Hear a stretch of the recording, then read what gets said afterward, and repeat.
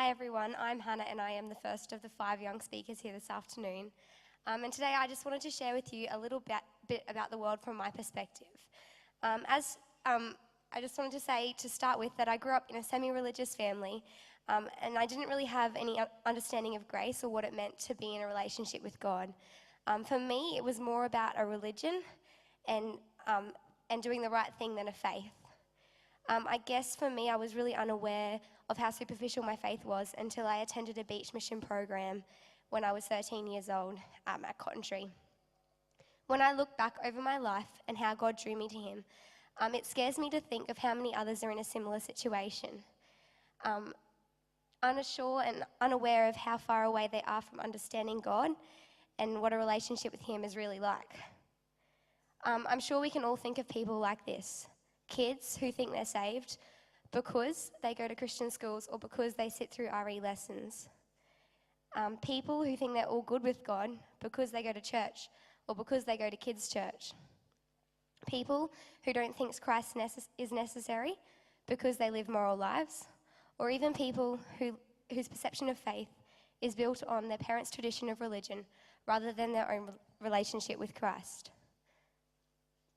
My fear for my generation is that we are so caught up in the here and now of tangible experiences and relationships that we fail to prioritise the eternality of an everlasting relationship with God, however intangible it may seem. The problem is that with my generation, we struggle to understand the abstruse concept that there is an omnipresent God who actually cares and wants to be in a relationship with Him here and now. I guess in the past, the church has appeared to be about tradition and religion. This doesn't appeal to Generation Y as much as relationships do. I find this polarization disappointing because, for me, the beauty of the gospel is Jesus' pursuit to be in a relationship with us. As image bearers of Christ, it is through relationship that the seemingly intangible becomes more meaningful and apparent. I believe that relationship is the key to connecting with Generation Y and connecting them to the gospel. For me, it was through a relationship with a leader on the beach mission that I considered asking Christ into my life. I think that it is important to Generation Y that people invest time in them and get to know them and relate with them before anything else. Once this relationship is formed, it is then that a life lived with Christ can be reflected and shine onto the lives of others. Through relationships, so many doors can be opened to share the gospel into life. I recently did a Bible college intensive over the summer, and during this week we had some amazing lectures, but one of them we talked a bit about some statistics in the church, and I found these really exciting, and I wanted to share some of that with you today. The first is this. In Australia, approximately 20% of all people attend church at least once a month. A significant amount of the 80% that aren't in churches can be described as somewhat interested in the Christian faith. 1 in 6 of this 80% would come to church if a friend invited them, and 2 out of 6 of these are still unsure. 68% of the unchurched Australians believe in a God, and 28% of these actually believe in Jesus' divinity.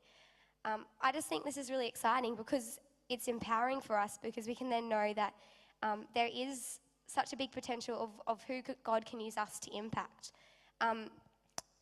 Now, I couldn't stand up here today and talk about Generation Y without talking about Facebook. So I thought I'd better cover that. I feel that when it comes to Generation Y, Facebook is an excellent tool which can be used for the purposes of the gospel. However, I think it can at some stages be a bit of a hindrance to Generation Y as well, especially when it's a bit of like a sharing in the face kind of thing. I think people really struggle with that. But I guess that all comes from the same idea that Generation Y are really a generation about relationship, even in such a technology-filled world.